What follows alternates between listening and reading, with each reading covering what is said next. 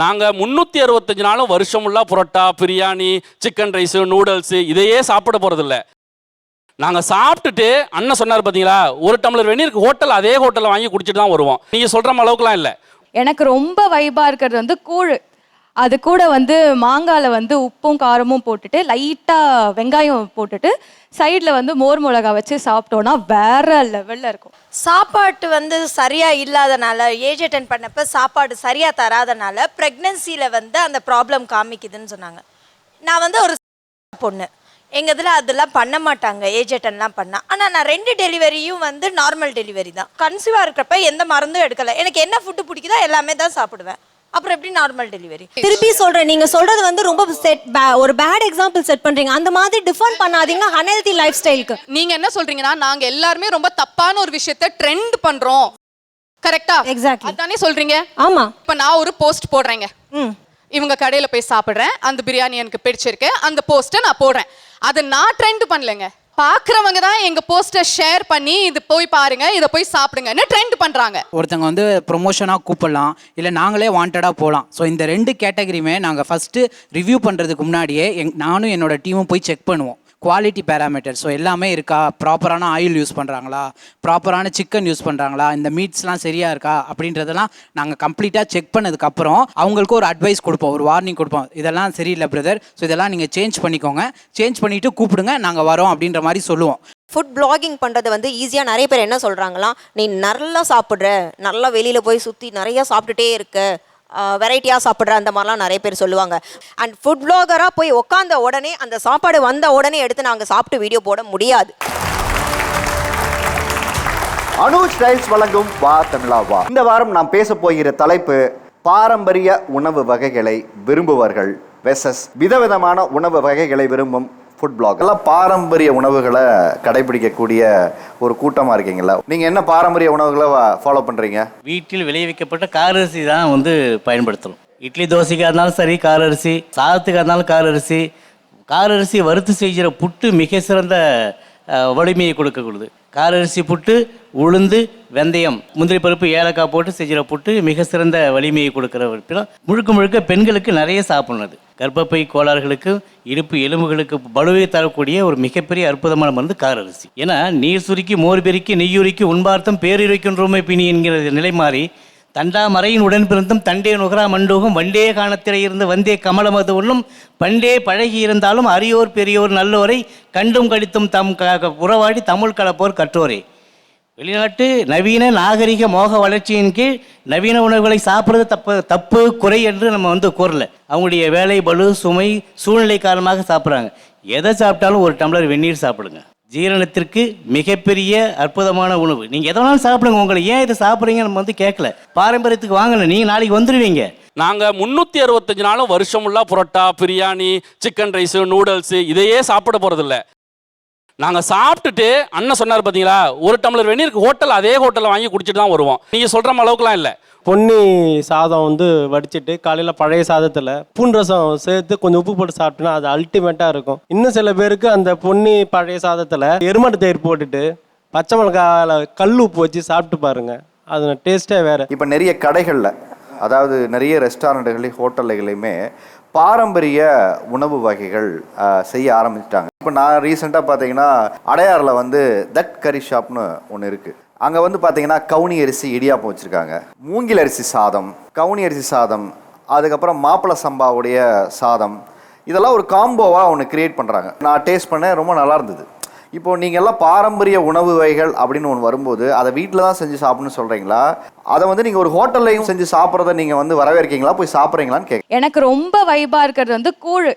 அது கூட வந்து மாங்காயில் வந்து உப்பும் காரமும் போட்டுட்டு லைட்டாக வெங்காயம் போட்டுட்டு சைடில் வந்து மோர் மிளகா வச்சு சாப்பிட்டோன்னா வேற லெவலில் இருக்கும். நீங்கள் அதே மாதிரி கேட்டிங்க, எங்கன்னா பாரம்பரிய உணவு வந்து உங்களுக்கு ஹோட்டலில் வச்சா பிடிக்குமான்னு.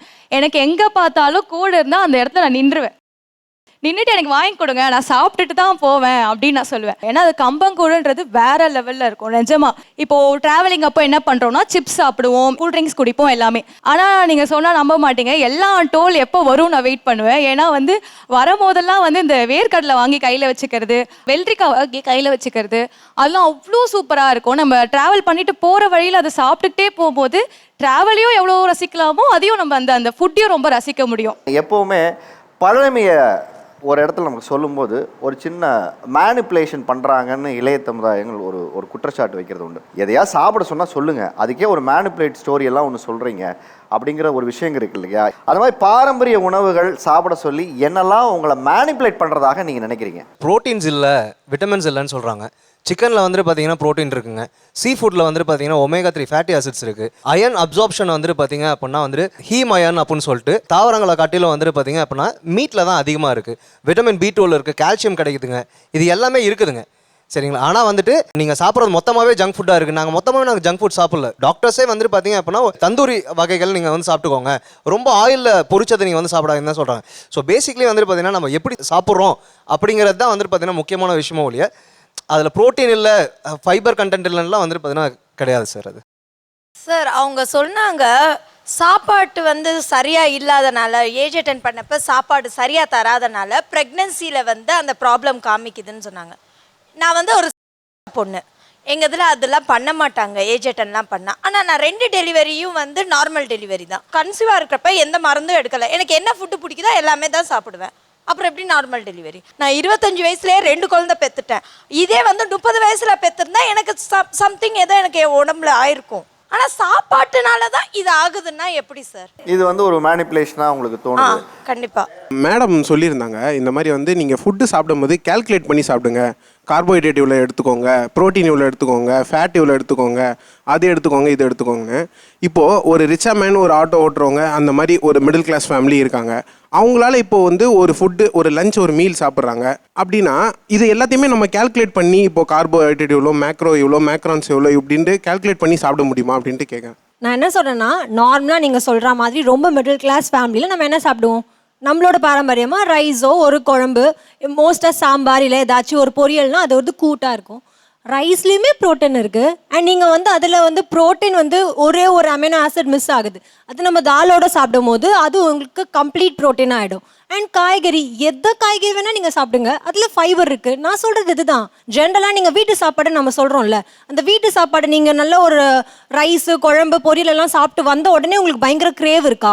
ஃபார் எக்ஸாம்பிள் அன்றைக்கி ஒரு சிக்கனோ இல்லை ஒரு ஃபிஷ்ஷோ கூட வச்சு சாப்பிட்டீங்கன்னா அன்றைக்கி நீங்கள் யோசிச்சு பாருங்கள், நிறைய பேருக்கு கிரேவிங்ஸ் வந்திருக்காது. நாங்கள் ஃபைபர் கண்டென்ட்டுமே எல்லாமே தான் நாங்கள் சாப்பிட்றோம் நாங்கள். But we don't have that crave after that. That's what I'm telling. You don't have crave after eating fiber. ஆனா இப்போ நீங்க ஜங்க் சாப்பிடுறது சொல்றோம்னா ஜங்க்ன்றது இல்ல, அதுதான் நான் சொல்ல வரேன். பிரியாணி சாப்பிட்டதுக்கு அப்புறமா எங்களுக்கு வந்து அந்த கிரேவ் வந்து இல்ல. எனக்கு வந்து பாத்தீங்க அப்படினா biryani is a complete food. Who said அது unhealthy? நீங்க ரைஸ் குவாண்டிட்டியை கம்மியா எடுத்து ரைஸ்ல நீங்க கூட வர பீஸ் சாப்பிட போறீங்க. பிரியாணிக்கு அந்த புரோட்டீன் இருக்கு, எது சிக்கனோ மட்டனோ வாட் எவர். ரைத்தா கொடுக்குறாங்க, ப்ரோபயோட்டிக் இருக்கு, கூட கொஞ்சம் ஆனியனோ இல்லைன்னா குக்கியூம்பர் எதனா வச்சுக்கிட்டீங்கன்னா ஃபைபர் இருக்கு. அந்த பிரியாணியை வெளியே சாப்பிடாதீங்கன்ட்டு நான் வந்து இன்சிஸ்ட் பண்ற காரணம் என்னன்னா, அவங்க ஆட் பண்ற ஆயில் ஜஸ்ட் ஒரு டீஸ்பூன்ல 45 கேலரி வந்துடும். அங்க ஆயில் ரொம்ப அதிகமா இருக்கும், டேஸ்ட் என்ஹான்ஸ் பண்றது அண்ட் ரிப்பீட்டட் ஆயிலை யூஸ் பண்ணுவாங்க. அந்த கான்செப்ட்காக தான் நான் ஒரு ஃபுல் கம்ப்ளீட் மீல் சாப்பிட்டதுக்கு அப்புறமா கொஞ்ச நேரத்திலேயே அம்மி என்ன இருக்கு சாப்பிட அப்படின்னு கேட்டுட்டு போயிடுறேன். ஏன்னா எனக்கு கிரேவிங் இருக்கு. நீங்க சொல்ற கம்ப்ளீட் மீல் நான் சாப்பிடுறேன். சரி, கிரேவிங்ஸ் வருதுன்னு சொல்றீங்கல்ல, ஃபர்ஸ்ட் யோசிச்சு பாருங்க அது பசியான்ட்டு. பசி அப்படின்னா என்ன வேணா சாப்பிடலாம். எனக்கு இப்போ நீங்க என்ன வேணா கொடுங்க நான் சாப்பிட்றேன்னு தோணும். ஓகே, அதுதான் பசி. எனக்கு வந்து டீ குடிக்கணும் போல இருக்கு, தட் இஸ் நாட் ஹங்க்ரி. நான் காப்பி நிறைய குடிப்பேங்க. நான் எப்பயும் சொல்றேன், கட்டன் காப்பி நான் நிறைய குடிப்பேன், சக்கரை இல்லாம. சரியா? ஆனா இதெல்லாம் தாண்டி எனக்கு திரும்பியும் ஏதோ சாப்பிடணும்னு போல இருந்துகிட்டே தான் இருக்கும். ஓகே, அது வந்துட்டு அப்ப கண்டிப்பா நீங்க வந்து என்னன்னு ஸ்கிரீன் பண்ணி பார்க்கணுமே தவிர்த்து இத ஒரு ஆளை வச்சு நம்ம கம்ப்ளீட்டா எல்லாரையுமே சொல்ல முடியாது. நான் ஃபர்ஸ்ட் டிஸ்க்ளைமர் கொடுத்துட்டேன். நான் இப்போ இங்க இருக்கிற எல்லாருக்குமோ இல்ல அங்க இருக்கிற எல்லார வெச்சு சொல்ல முடியாது. சிம்பிளா வந்து லைஃப் இஸ் ஷார்ட், நம்ம வந்துட்டு என்ன வேணா சாப்பிடலாம் அப்படின்ற வேர்டை வந்து நீங்க ரொம்ப ஈஸியா சொல்றீங்க. இது ஒரு சோஷியல் மீடியா பிளாட்ஃபார்ம். இது எவ்வளவு பேரை இம்பாக்ட் பண்ணும் தெரியுமா? ட்ரிங்கிங் இஸ் இன்ஜூரியஸ் அப்படின்னு சொன்னா ஒருத்தர் வந்து ரொம்ப ப்ராப்ளம் ஆயிடுச்சு, இல்லைங்க நான் இன்னும் கொஞ்ச நாள் தான் வாழ போறேன், நான் இருக்க வரைக்கும் நான் எல்லாத்தையும் சாப்பிட்டுக்கிறேன் அப்படின்னா இந்த சொசைட்டி அவங்க ஃபேமிலியோ இல்லைன்னா வந்துட்டு டாக்டர்ஸோ ஹலோ பண்ணுவாங்களா? இப்போ நான் சொல்ற எல்லாத்தையும் எல்லாருமே நான் சொல்ற மாதிரி தான் எடுத்துக்கணும்ன்றத நான் இல்ல நீங்க எல்லாருமே அப்புறமா ஒரு வேர்ட் சொன்னீங்க. நாங்க சொன்ன அந்த பரோட்டாவையோ ஃப்ரைட் ரைஸையோ ரெகுலரா சாப்பிடல எப்பயாச்சும். ஆனா நீங்க எக்ஸாஜரேட் சொன்ன விஷயங்கள் இதுதான். அவங்க ஆனா vibe-னு கேட்கும்போது நீங்க ஃபுட் vloggers-ஆ நீங்க எடுத்து போடுறது எல்லாமே ட்ரெண்டிங்கா தோசையில 10 கரண்டி நெய் போடுறதோ இல்லனா வந்து அடுக்கடுக்கா வந்துட்டு பிரியாணில டிஃப்ரெண்ட் வெரைட்டிஸ் கொடுக்கறத தான் நீங்க வந்து ப்ரோமோட் பண்றீங்களே தவிர்த்து ஏன் இப்போ நீங்க கேட்ட மாதிரி இந்த இப்போ வாட்டர்மெலன்லாம் வந்துட்டு கலர் ஆட் பண்ணிருக்காங்கன்ற ஒரு விஷயம் வந்து வாட்டர்மெலன் நிறைய பேர் சாப்பிடல. அதை எத்தனை ஃபுட் vloggers வந்துட்டு ஆப்போஸ் பண்ணி போட்டீங்க. ஏன் நம்மளோட பாரம்பரியமான ஒரு ஒரு ஃப்ரூட் வந்து இந்த மாதிரி பிரச்சனையா இருக்கு, அது உண்மையா பொய்யா நீங்க அவேர்னஸ் பண்ணலாமே. அதை பத்திலாம் நீங்க போடல. நீங்க எக்ஸாஜரேட் பண்றது எல்லாமே ஒரு அன்ஹெல்தியான ஃபுட்டை, நீங்க எப்பயோ சாப்பிடுற ஒரு ஃபுட்டை நீங்க சொல்றீங்க நாங்க ட்ரெண்ட் பண்ணி விடுறோம், நாங்க இந்த ரெசிபி கொடுக்குறோம், நாங்க அங்க போய் சாப்பிடுங்கன்னு சொல்றோம். நான் இல்லன்னு சொல்லல. நீங்க பரோட்டாவையும் பிரியாணியும் எக்ஸாஜரேட் சொல்றத இப்ப பாக்குற எத்தனையோ பேருக்கு ஒருவேளை அப்படி ட்ரை பண்ணா நல்லா இருக்குமோ பண்ணுவாங்க. நீங்க நினைச்சிட்டு இருக்கீங்க. You just go outside and see how many of them relate to us and how many of them relate to you. அதுதான் அது வந்து நீங்க ஒரு அது ஹெல்தியா அவங்களுக்கு போய் முடிஞ்சா பரவாயில்லையே. இது பண்றதுனால அவங்களுக்கு எந்த ஒரு நல்ல பெனிஃபிட்ஸ் கிடையாதுல்ல.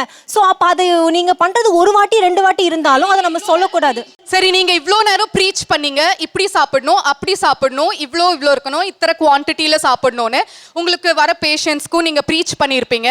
Okay, how many people actually come to you to get a diet chart from you? How many of them actually follow பண்ணிட்டு இருக்காங்க? How many? I'm asking இல்ல நான் திருப்பி சொல்றேன். நீங்க சொல்றது வந்து ரொம்ப ஒரு பேட் எக்ஸாம்பிள் செட் பண்றீங்க. அந்த மாதிரி டிஃபைன் பண்ணாதீங்க அன்ஹெல்தி லைஃப் ஸ்டைலுக்கு. நீங்க என்ன சொல்றீங்கன்னா நாங்க எல்லாரும் ரொம்ப தப்பான ஒரு விஷயத்தை ட்ரெண்ட் பண்றோம். கரெக்ட்டா? எக்ஸாக்ட்லி. அதானே சொல்றீங்க? ஆமா. இப்ப நான் ஒரு போஸ்ட் போடுறேங்க. இவங்க கடையில போய் சாப்பிடுறேன், அந்த பிரியாணி எனக்கு பிடிச்சிருக்கு, அந்த போஸ்ட்டை நான் போடுறேன். அதை நான் ட்ரெண்ட் பண்ணலங்க. பாக்குறவங்க தான் எங்க போஸ்டை ஷேர் பண்ணி இது போய் பாருங்க, இதை போய் சாப்பிடுங்கன்னு ட்ரெண்ட் பண்றாங்க. விஞ்சியம் சிக்கன் ஒன்று இருக்குது, கேள்விப்பட்டிருப்பாங்க. செம்ம காரமாக இருக்கும் சார், வாயிலே வைக்க முடியாது. ரெட் சில்லி அரைச்சி போட்டு பண்ணியிருப்பாங்க. சென்னை ஃபுல்லாக ட்ரெண்ட் ஆச்சு. அதெல்லாம் எப்படி ட்ரெண்ட் ஆகுது அப்போது? யார் ட்ரெண்ட் பண்ணுறா? அதுக்கப்புறம் ராயப்பேட்டாவில் வந்து பட்டர் சிக்கன் ஒன்று இருக்கும், லிட்ரலி பட்டரில் ஊற வச்ச சிக்கன் அது. இதே மாதிரி தான் மிட் நைட் பிரியாணி அவர் சொன்னார், சென்னை ஃபுல்லாக வந்துருச்சு ப்ரோ அப்படின்னு சொன்னார். எப்படி வந்துச்சு? மிட் நைட் பிரியாணியே ஃபஸ்ட்டு மிட் நைட்டாக சாப்பிடக்கூடாதுன்னு நாங்கள் சொல்கிறோம், சென்னை ஃபுல்லாக வந்துருச்சுன்னு அவர் சந்தோஷமாக சொல்கிறாரு. அதெல்லாம் எப்படி ட்ரெண்ட் ஆகுது? எங்களுக்கு பிடிச்சிருக்கு, நாங்கள் போடுறோம் இல்லையா? அந்த ஃபுட் சாப்பிட்றதே எங்களுக்கு பிடிச்சிருக்கு, ஸோ அதனால அதை போடுறோம். நான் என்னோட எக்ஸ்பீரியன்ஸை ட்ராப் பண்ணுறேன். நாங்கள் என்ன கேட்குறோம்னா அந்த ட்ரெண்டை ஏன் வந்துட்டு பாரம்பரிய உணவை வந்துட்டு நீங்க செட் பண்ண மாட்டேங்கிறீங்க? சரி, இப்போ பாரம்பரிய உணவகம் எத்தனை கடை இருக்கு எனக்கு அதை சொல்லுங்க.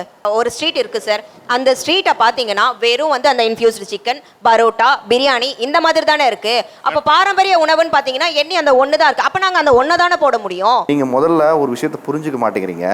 நீங்க சின்ன மீடியமோ பெரிய மீடியமோ, உங்களை நம்பி ஒரு ஃபாலோவர்ஸ் வந்து இன்னைக்கு 1 மில்லியன் 2 மில்லியன் 10 மில்லியன்லாம் நிறைய பேர் இப்போ நிறைய ஃபாலோவர்ஸ் வச்சுருக்காங்க. எதுக்காக அந்த ஃபாலோவர்ஸ் நீங்கள் வந்து அக்செப்ட் பண்ணிக்கிட்டு ஃபாலோவர்ஸ் வச்சுருக்கீங்க?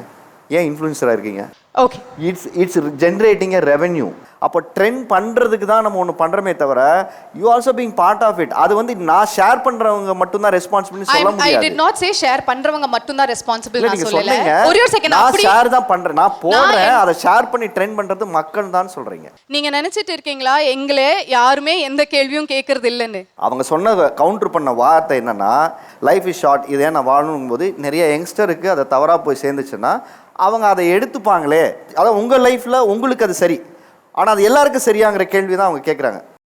நீங்கள் எல்லாம் வெரி ரெஸ்பான்சிபிள் இன்ஃப்ளூயன்சராக ஃபுட் பிளாகராக இருக்கும்போது நம்மளை ஒரே ஒருத்தன் பின்தொடர்ந்தா கூட அவனுக்கு பதில் சொல்ல வேண்டிய கடமை நமக்கு வந்துடுது. இங்கே எவ்வளோ பேர் இன்ஃப்ளூயன்சர்ஸ் இருக்கீங்க, பிளாகர்ஸ் இருக்கீங்க. ஒரு ஃபுட் பிளாகர்ஸாக ஃபுட் ரிவ்யூவர்ஸாக நீங்கள் இருக்கும்போது எந்த அடிப்படையில் ஒரு கடையை தேர்ந்தெடுக்கிறீங்க, எந்த அடிப்படையில் அந்த உணவை பற்றி நீங்கள் ஒரு இடத்துல வீடியோ பண்ணி போடுறீங்க? இப்போ ஒரு ஃபுட்டு வந்து புதுசாக இப்போ ஃபாரினில் ட்ரெண்டிங் ஆகுது. இப்போ அந்த துபாய் வைரல், அந்த குனாஃபா சாக்லேட் அந்த மாதிரிலாம் ட்ரெண்டிங் ஆச்சுல. லைக் இப்போ அது வந்து சென்னைக்கோ இல்லை தமிழ்நாட்டுக்கோ ஏதாவது புதுசாக வருது அப்படின்னா அந்த மாதிரி இப்போ அந்த கண்டென்ட்லாம் போட்டோன்னா வைரல் ஆகும். இப்போ நம்ம டிவிலேயோ இல்லை ஃபோன்லேயோ பார்த்துட்டு இருந்த ஃபுட்டு வந்து இப்போ நம்ம வீட்டு பக்கத்துலேயே கிடைக்குது அப்படின்ற மாதிரி மக்களுக்கு தெரிய வந்து மக்கள் போய் சாப்பிடுவாங்க. ஓகே, வேற ஒருத்தங்க வந்து ப்ரொமோஷனாக கூப்பிடலாம், இல்லை நாங்களே வாண்டடாக போகலாம். ஸோ இந்த 2 கேட்டகரியுமே நாங்கள் ஃபஸ்ட்டு ரிவ்யூ பண்ணுறதுக்கு முன்னாடியே நானும் என்னோடய டீமும் போய் செக் பண்ணுவோம். குவாலிட்டி பேராமீட்டர், ஸோ எல்லாமே இருக்கா, ப்ராப்பரான ஆயில் யூஸ் பண்ணுறாங்களா, ப்ராப்பரான சிக்கன் யூஸ் பண்ணுறாங்களா, இந்த மீட்ஸ்லாம் சரியாக இருக்கா அப்படின்றதெல்லாம் நாங்கள் கம்ப்ளீட்டாக செக் பண்ணதுக்கப்புறம் அவங்களுக்கு ஒரு அட்வைஸ் கொடுப்போம், ஒரு வார்னிங் கொடுப்போம். இதெல்லாம் சரியில்லை பிரதர், ஸோ இதெல்லாம் நீங்கள் சேஞ்ச் பண்ணிக்கோங்க, சேஞ்ச் பண்ணிவிட்டு கூப்பிடுங்க, நாங்கள் வரோம் அப்படின்ற மாதிரி சொல்லுவோம். அவங்ககிட்ட இருந்து இன்டிமேஷன் வந்துச்சு அப்படின்னா திரும்ப எங்கிட்ட வரும்போது அந்த ஷாப்பை ரிவ்யூ பண்ணுவோம். அவங்க வரல அப்படின்னா நாங்கள் அதை ஸ்கிப் பண்ணிடுவோம். ஃபுட் பிளாகிங் பண்ணுறது வந்து ஈஸியாக நிறைய பேர் என்ன சொல்கிறாங்களாம், நீ நல்லா சாப்பிட்ற, நல்லா வெளியில் போய் சுற்றி நிறையா சாப்பிட்டுட்டே இருக்க, வெரைட்டியாக சாப்பிட்ற, அந்த மாதிரிலாம் நிறைய பேர் சொல்லுவாங்க. அண்ட் ஃபுட் பிளாகராக போய் உட்காந்த உடனே அந்த சாப்பாடு வந்த உடனே எடுத்து நாங்கள் சாப்பிட்டு வீடியோ போட முடியாது. ஃபஸ்ட்டு என்டர் ஆனதும் உங்களுக்கு நீங்கள் அவுட்டர் கவர் பண்ணணும், அதுக்கப்புறம் கிச்சனுக்கு போக சொல்லுவாங்க, அப்புறம் நாங்கள் வந்து அவங்க ப்ரிப்பரேஷன் எடுக்க சொல்லுவாங்க, அவங்க டிசைனாக பிளேட்ஸை வைப்பாங்க, இந்த மாதிரி எடுங்க அந்த மாதிரி எடுங்கன்னுவாங்க. அதுக்கப்புறம் அதை எடுத்துகிட்டு வந்து வச்சு அப்புறம் டேபிள் டைனிங்கில் வச்சு அதை டிசைனாக வீடியோ எடுக்கணும். அதை எடுத்து நாங்கள் சாப்பிட்றதுக்குள்ளே எங்களுக்கு இருக்கிற பசியே போயிடும். அவ்வளோ கஷ்டப்பட்டு தான் அந்த ஃபுட் பிளாகிங் பண்ணுறோம். ஈஸியாக ஒரே கமெண்ட்டில் ஓசி சோறு சாப்பிட்டுட்டு வந்துட்டேன்னு சொல்லிட்டு போயிட்டே இருப்பாங்க. நான் வந்து பிளாகிங்லாம் தாண்டி இப்போ ஒரு இவங்க ரெசிபிஸ்லாம் போடுறாங்க, இல்லை இந்த ஒரு ஹோட்டலில் வந்து இந்த டிஷ்லாம் செய்கிறாங்கன்னா அது வீட்டிலே எப்படி செய்கிறது அப்படின்னு சொல்லிட்டு நான் அதை பார்த்துட்டு அந்த ரெசிபிஸ்லாம் ரீக்ரியேட் பண்ணுவேன். ஓகே, அதுக்கு ஏதாவது பேராமீட்டர்ஸ் வச்சுருக்கீங்களா? பேராமீட்டர்ஸ்ன்றது கிடையாது. இப்போ அவங்க வந்து ஆயில் யூஸ் பண்ணுறாங்கன்னா நான் பட்டர் யூஸ் பண்ணுவேன், சர்க்கரை யூஸ் பண்ணாங்கன்னா நான் வந்து ஹனி யூஸ் பண்ணுவேன். இப்போ மைனஸ் வந்து எக்கில் பண்ணலாம்ல, பன்னீர்லேயும் பண்ணலாம். ஸோ வெளியில் அன்ஹெல்த்தியாக இருக்கிறத வீட்டிலே நான் கொஞ்சம் ஹெல்த்தியாக பண்ண காமிக்கிறேன். நீங்கள் பண்ண கடைசியாக பண்ண ரெசிபி மீந்த சாதத்தில் வந்து டார்க் சாக்லேட் போட்டு ஒரு மூஸ் மாதிரி பண்ணேன்.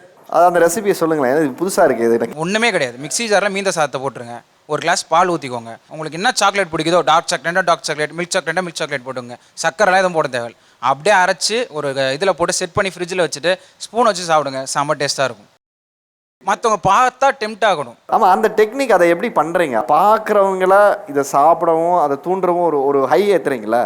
அதுக்கு என்னென்ன சின்ன ட்ரிக்ஸ் எல்லாம் ஃபாலோ பண்ணுறீங்க? பாலைஸ்ன்னு ஒரு வீடியோ பண்ணேன். பாலைஸ் என்னது? பால், கார்ன்ஃப்ளவர் மாவு, சக்கரை தான்.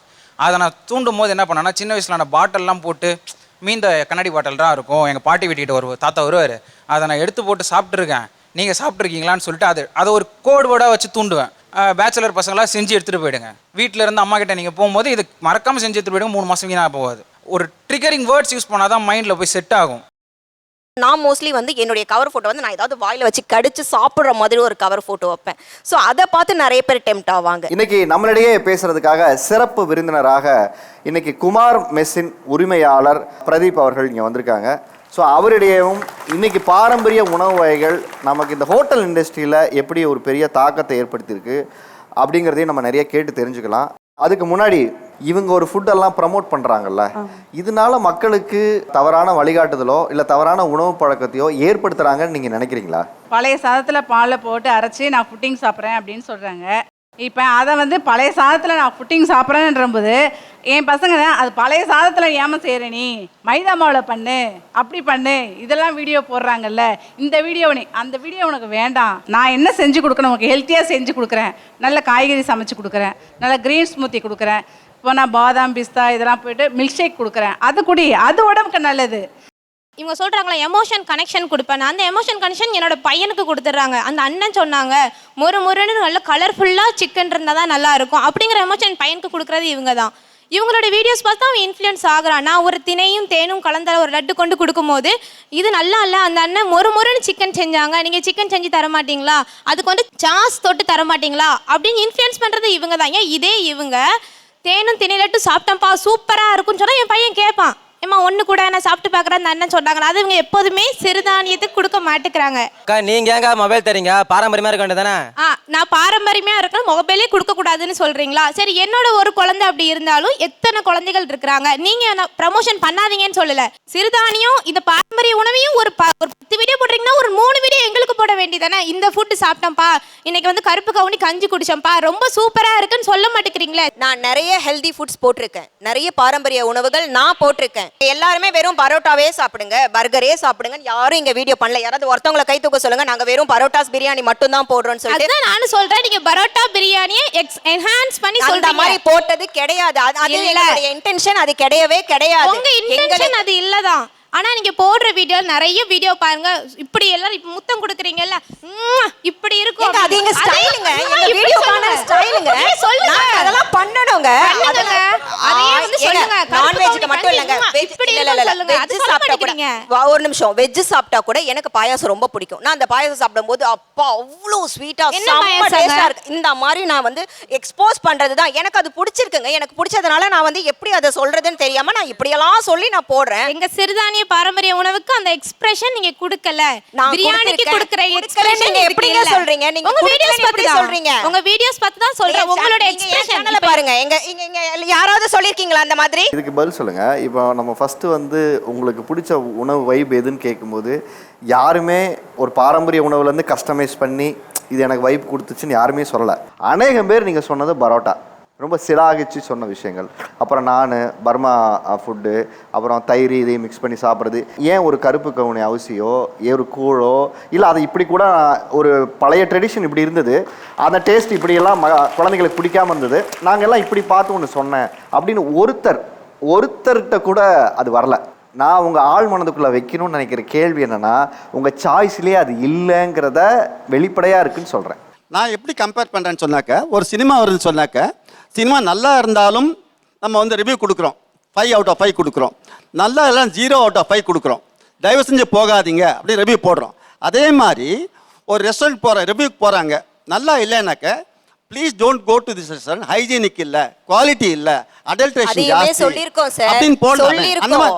அந்த மாதிரி யாரும் போடுறதே கிடையாது சார். நீங்க பார்த்ததுல நல்லா இல்லைன்னு சொல்லிருக்காங்க. நாங்க காட்டுறோம் சார் வீடியோஸ். நானே போட்டிருக்கேன் சார் என் வீடியோஸ்ல. நல்லா இருக்கு எவ்வளவு போட்டிருக்கீங்க, நல்லா இல்லை எவ்வளவு போட்டிருக்கீங்க? 230 ரூபா கொடுத்து ஒரு பிரியாணி வாங்கினா அது நல்லாவே இல்லைங்க சாப்பிட்றதுக்கு. நான் நல்லா இல்லைன்னு வீடியோ போட்டேன். அந்த நல்லா இல்லாத வீடியோக்கு ஓனர் வந்து என்ன கமெண்ட் பண்றாங்க, உன்னை கொண்டுருவா, உன்னை சாவடிச்சிருவா, அந்த வீடியோ டெலிட் பண்றாங்க.